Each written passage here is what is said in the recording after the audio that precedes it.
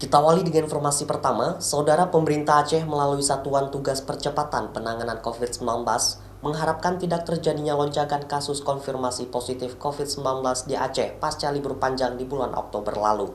Untuk mengantisipasi hal tersebut, pemerintah Aceh telah sering menghimbau masyarakat untuk mematuhi aturan protokol kesehatan dengan selalu menggunakan masker, mencuci tangan, dan menjaga jarak dimanapun berada.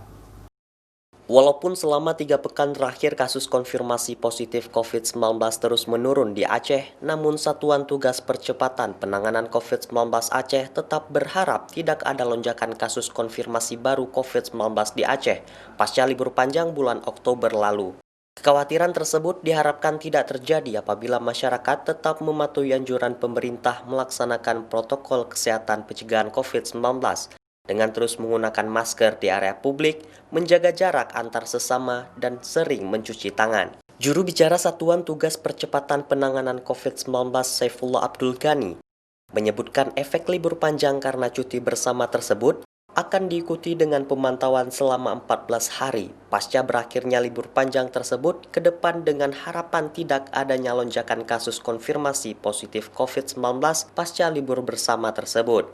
Untuk memastikan hal tersebut, Satgas COVID-19 Aceh dan daerah terus melakukan pemantauan di kawasan-kawasan publik, terutama area wisata yang banyak dikunjungi oleh masyarakat. Efek dari libur panjang dan cuti bersama ini akan kita ikuti mulai dari 1 November hingga 14 hari ke depan.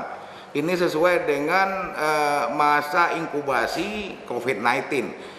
Nah, kita berharap tidak terjadi lonjakan karena protokol kesehatan terus-menerus kita himbau kepada masyarakat, bahkan melakukan pemantauan sampai ke lokasi-lokasi tempat pariwisata di tempat banyak orang yang sering memanfaatkan hari libur. Sementara itu, selain libur panjang, masyarakat Aceh juga memperingati Maulid Nabi Muhammad SAW selama 3 bulan ke depan.